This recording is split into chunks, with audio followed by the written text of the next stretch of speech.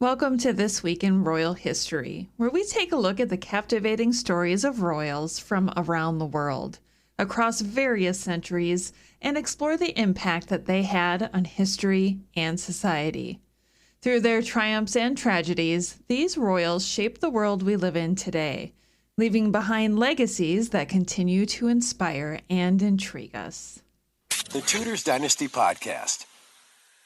Spotify for Podcasters lets you record and edit podcasts right from your phone or computer. So no matter what your setup is like, you can start creating today. With Spotify for Podcasters, you can earn money in a variety of ways, including ads and podcast subscriptions. And best of all, it's all totally free with no catch. I highly recommend you give it a try. Download the Spotify for Podcasters app or go to spotify.com/podcasters to get started. Once upon a time, in the vibrant and tumultuous 14th century, a remarkable princess named Philippa of England came into the world on a fateful summer's day, the 4th of June, 1394. Born to the illustrious lineage of Henry Bolingbroke and Mary de Bohun, her arrival was celebrated with great anticipation and whispered prophecies of her destined greatness. Little did anyone know that Philippa's life would be interwoven with the threads of history in extraordinary ways. At the tender age of 5, her father ascended to the throne as Henry IV of England, forever changing the course of her young life. From that moment forward, she would grow up surrounded by the opulence and intrigue of the royal court, amidst nobles and advisors vying for influence and power. But Philippa's journey took an unexpected turn when, in the year 1406, she found herself standing before the altar, joining her life to that of Eric of Pomerania, the enigmatic ruler of the Kalmar Union and the King of Denmark, Norway, and Sweden. It was a union that would bind her fate to the fortunes of 3 kingdoms and thrust her into a world of politics and diplomacy. In the following years, while Eric embarked on the transformative pilgrimage, Philippa assumed the role of regent for the realms under her husband's dominion. Her young heart brimming with determination and a keen intellect, she faced the challenges of governance with courage and wisdom beyond her years. The people, captivated by her charisma and inspired by her leadership, hailed her as a beacon of hope amidst turbulent times. Yet it was in the year 1428 that Philippa's name would be etched into the annals of history as a fearless defender of her people. When the mighty Hanseatic League threatened the walls of Copenhagen, she rallied her subjects to organize a valiant defense, her spirit unwavering and her resolve unyielding. Amidst the chaos of battle, she emerged as a towering figure, leading her forces with unmatched bravery.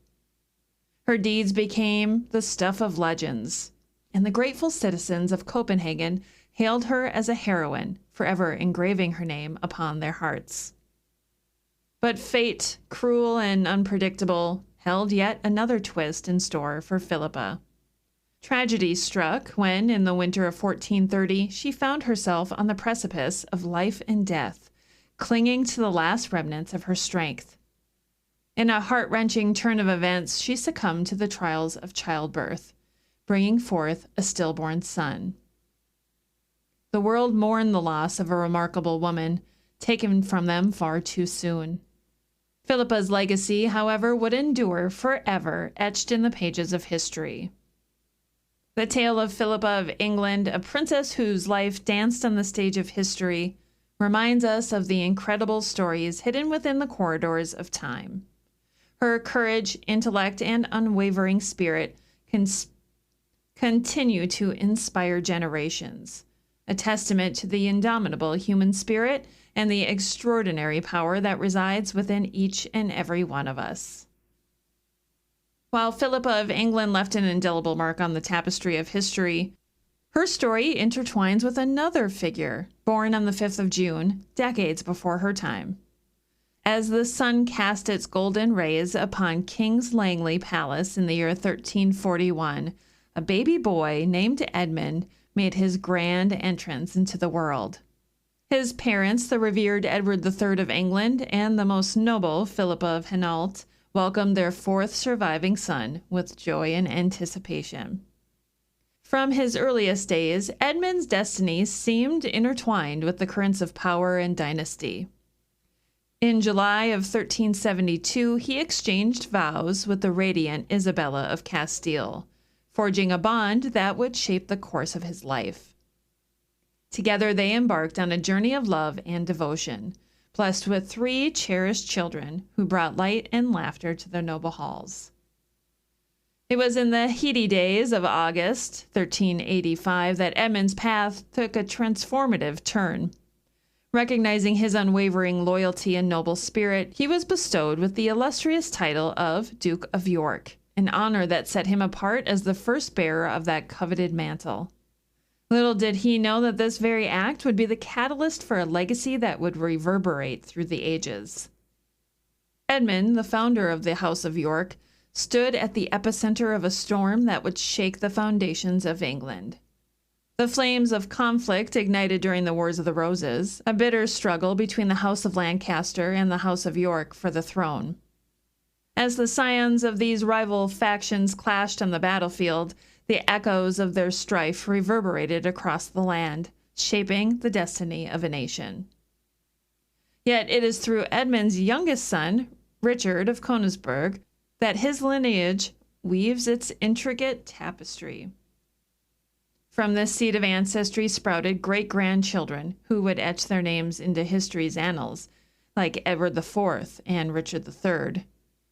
And from there, the branches of Edmund's family tree stretched wide and far, encompassing all English monarchs that would follow, commencing with the formidable Henry VIII. In a twist of fate, his great-great-granddaughter, Elizabeth of York, would play an instrumental role in the union of the houses of York and Lancaster through her marriage to Henry VII.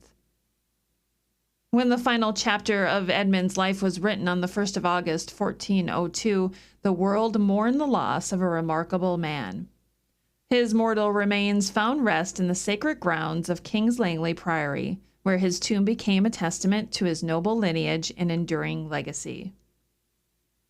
As the tides of time shifted, his earthly resting place was relocated in 1575 to All Saints' Church, nestled in the heart of King's Langley, after the dissolution of the priory. Edmund's story, intertwined with the rise and fall of kingdoms, served as a reminder that within the intricate threads of history lie the tales of individuals who shaped the world around them. Through his bloodline, a legacy was born, one that resonated through generations, leaving an indelible mark on the tapestry of England's rulers and illuminating the path for those who would follow in his footsteps.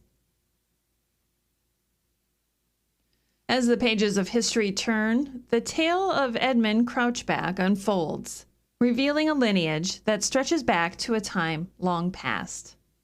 Born on a wintry day, the 16th of January in the year 1245, within the bustling city of London, he entered the world as the cherished second son of King Henry III of England and the radiant Eleanor of Provence. His elder brother Edward would one day ascend to the throne of England as Edward I. But Edmund's own path would carve a unique and notable narrative. In 1267, the mantle of nobility was bestowed upon Edmund as he was granted the titles of Earl of Leicester and Lancaster. With these honors adorning him, he stepped into the footsteps of his esteemed family, carrying their legacy with pride. But it was upon the stage of the Ninth Crusade, amidst the storied sands of a distant land, that Edmund would receive a moniker that would forever be associated with his name. During his time on the Crusade in 1271, Edmund, adorned in a distinctive attire, caught the attention of his comrades. His attire, featuring a cross displayed prominently on his back, earned him the nickname Crouchback, symbolizing his devotion and commitment to his faith. Thus, this unique appellation became forever entwined with the legacy of Edmund, adding a touch of mystique to his story. In the year 1276, Edmund forged a union of hearts and kingdoms when he entered into his second marriage, this time with the beguiling Blanche of Artois. Together, they nurtured a family and celebrated the arrival of 3 beloved sons, creating a legacy that would reverberate through the annals of time.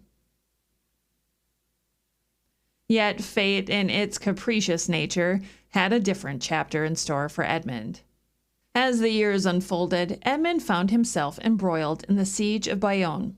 It was during this tumultuous conflict that his life was tragically cut short on the 5th of June in 1296. At the age of 51, Edmund breathed his last breath, leaving behind a legacy as rich as the soil on which he fought. As the story of Edmund draws to a close, the tapestry of history unfurls to reveal the life of another noble figure, born in the vibrant city of Paris on the 4th of October, 1289. This figure was none other than Louis, the son of Philip IV of France, and Joan I of Navarre, a prince whose destiny would be shaped by the intricacies of power, love, and tragedy. At the age of 15, Louis was thrust into the role of King of Navarre, following the passing of his mother. It was a weighty burden for one so young, yet he shouldered the responsibilities with a sense of duty that surpassed his years. In that same transformative year, he entered into a union with Margaret of Burgundy, a marriage that held the promise of joy and prosperity. Their love was blessed with the birth of a daughter, the future Joan II of Navarre, whose destiny would intertwine with the course of history. However, life's twists and turns often lead down unforeseen paths, and tragedy befell Louis and his family. In 1314, a storm of scandal and betrayal engulfed the royal court, as charges of adultery were leveled against Margaret and her sister-in-law, Blanche of Burgundy, along with the wives of Louis's brothers. In a grim turn of events, Margaret and Blanche were found guilty, sentenced to a lifetime of imprisonment. Margaret's life, fraught with suffering, met a tragic end within the walls of her prison in 1315. Now, despite the darkness that overshadowed his personal life, Louis ascended to the throne as Louis X of France in late 1314, taking up the mantle of his ancestors. Seeking solace and companionship, he remarried shortly after Margaret's death, joining hands with Clementia of Hungary. Together they welcomed the arrival of a son, a beacon of hope for the dynasty.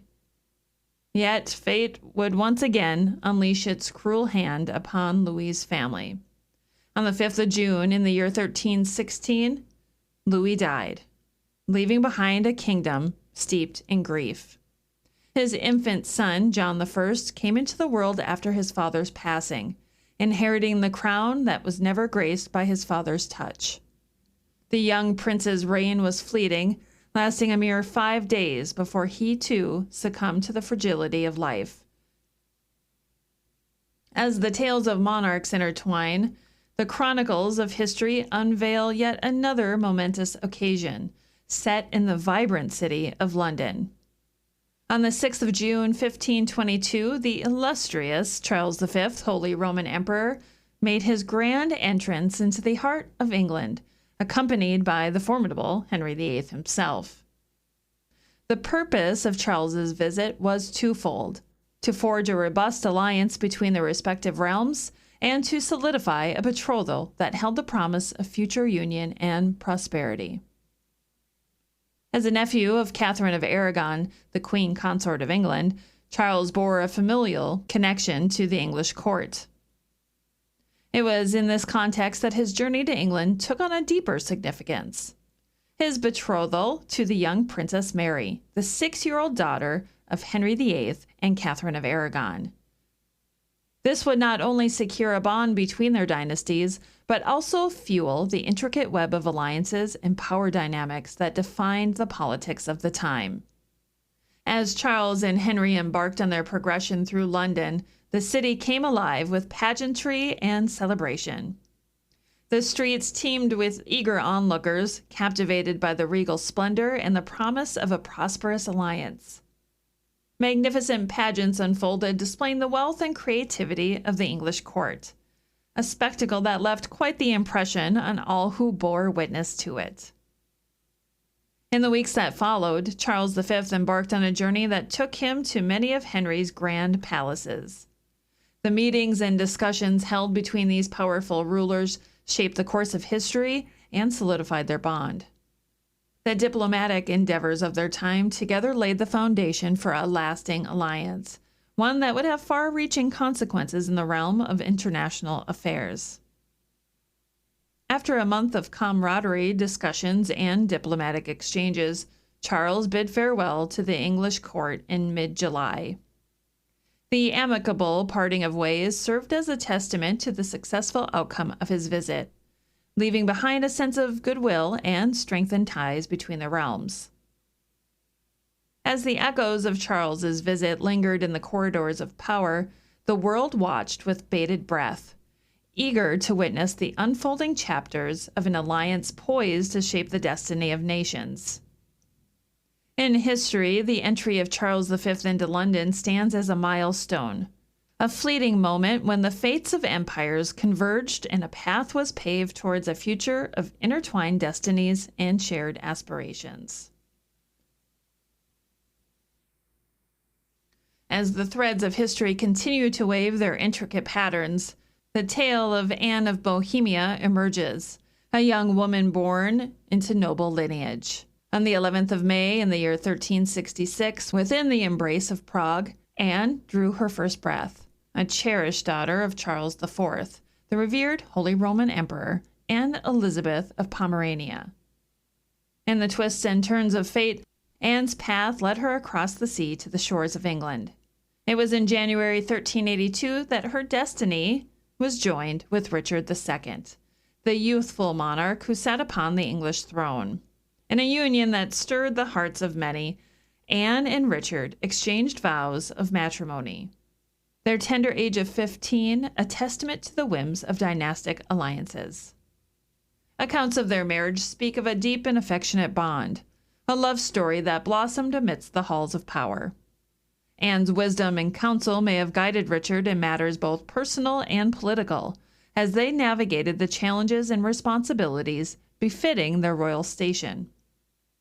But alas, their union was not blessed with the laughter of children, leaving an ache within their hearts.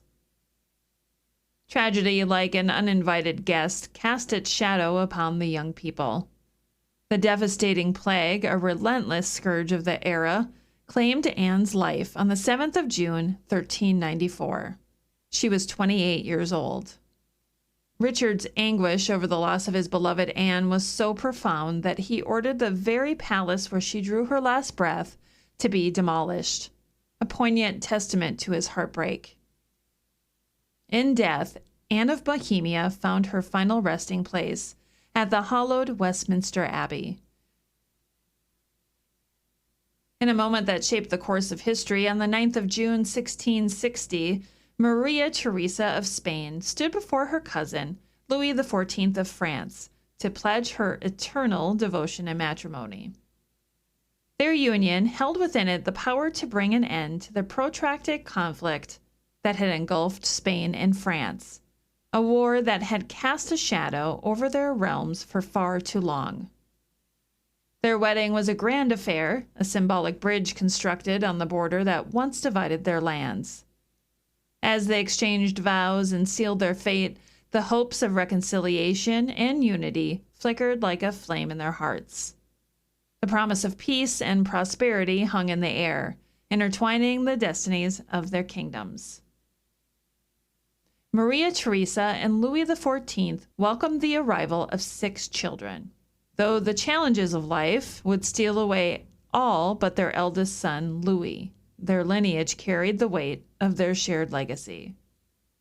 Through Maria Teresa's lineage, a formidable claim to the Spanish throne emerged.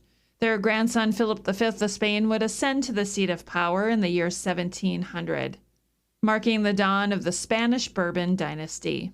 With the blood of Maria Teresa and Louis XIV coursing through his veins, Philip would leave his mark on the history of Spain, shaping its destiny for generations to come. And lastly, a quick little interesting piece of history from this week in royal history I'd like to share with you. 2 daughters of George II of Great Britain and Caroline of Ansbach, whose names were Caroline and Amelia, were both born on the 10th of June. Caroline in 1713 and Amelia in 1711. These sisters played significant roles in British history, with Caroline serving as a devoted daughter and Amelia becoming a philanthropic figure. Thank you so much for listening again this week to This Week in Royal History. I'd like to give a special shout out to my newest patron, Joyce M. Thank you so much, Joyce, and thank you for all of my existing patrons as well. If you'd like to become a patron and receive these episodes commercial-free, you can do so by going to patreon.com/tutorsdynasty. Thanks again for listening. I'm Rebecca Larson. Until next time. Thanks for listening to this episode of the Tudors Dynasty Podcast. You can follow and support the Tudors Dynasty Podcast on Facebook, Twitter, Instagram, and Patreon @Tudors Dynasty.